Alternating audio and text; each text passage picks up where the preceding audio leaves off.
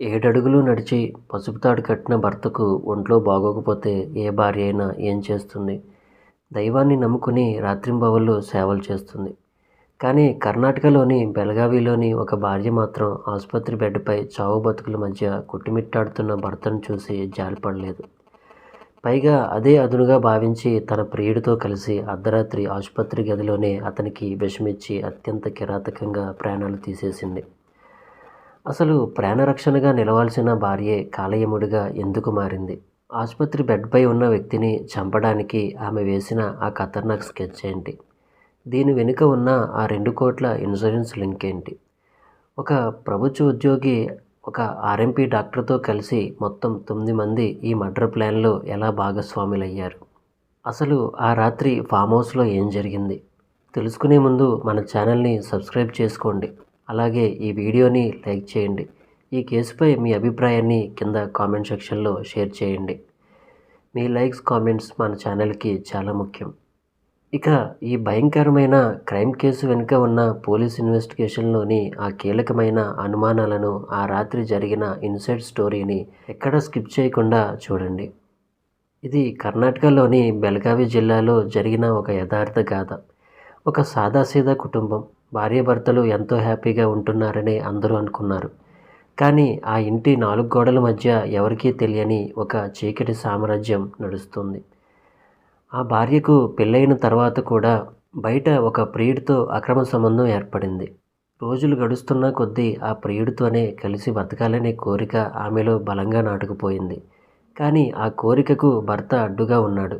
అతన్ని ఎలాగైనా వదిలించుకోవాలని ఇద్దరూ కలిసి ప్లాన్ చేస్తున్న సమయంలోనే వారికి ఒక షాకింగ్ ఐడియా వచ్చింది.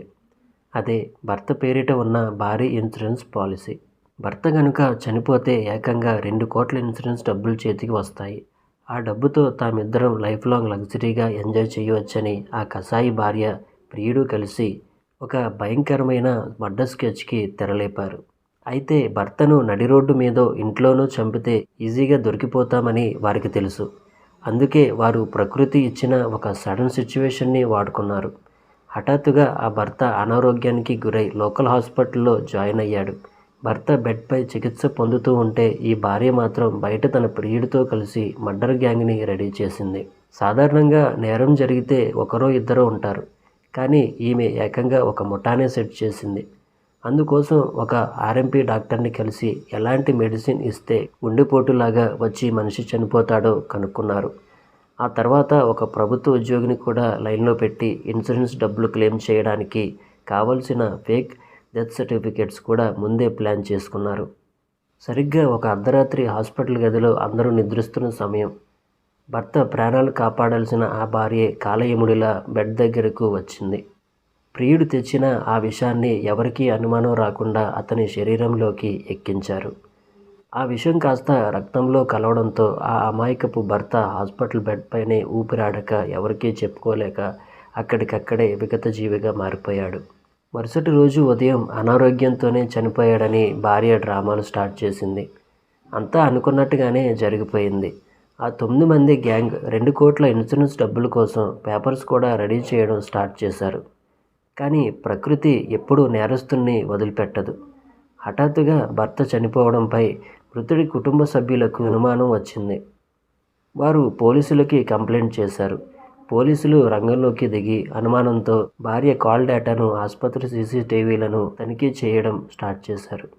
ఎప్పుడైతే ఫోరెన్సిక్ రిపోర్ట్లలో శరీరంలో విష అవశేషాలు ఉన్నట్టు తెలిసిందో పోలీసులు ఆ భార్యను లాకప్లో వేసి తమదైన శైలిలో వివరించారు.